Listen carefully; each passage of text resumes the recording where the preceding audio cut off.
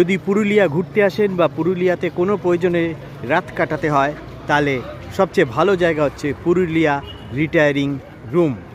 Purulia railway retiring room Purulia স্টেশনের 1 নম্বর প্ল্যাটফর্মে ঢোকার আগে ঠিক বাঁদিকে আছে।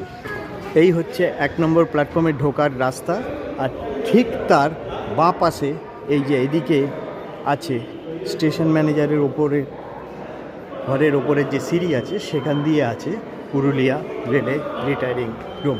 চলুন এবার ভেতরটা দেখা যাক। এই হচ্ছে রিটায়ারিং রুমের এন্ট্রি। এখান দিয়ে ঢুকতে হবে রিটায়ারিং রুমে।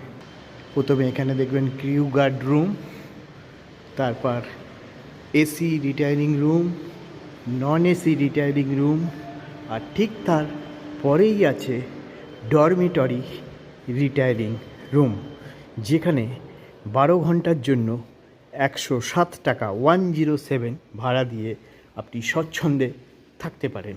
এরকম বেড একটা দিয়ে দেওয়া হবে, পরিষ্কার পরিচ্ছন্ন। এই বেডটা আমি এসেছি, যেহেতু আমি পুরুলিয়া ঘুরে এসেছি, তাই পলাশ ফুল আমি আমার বেডে রেখেছি।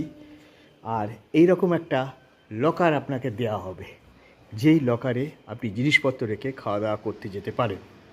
সুতরাং পুরুলিয়া শহর যদি ঘুরতে আসেন, আপনি এই রিটায়ারিং রুমে জিনিসপত্র রেখে আরামসে ঘুরে নিতে পারেন। ঠিক আছে, ভিডিওটা ভালো লাগলে জানাবেন।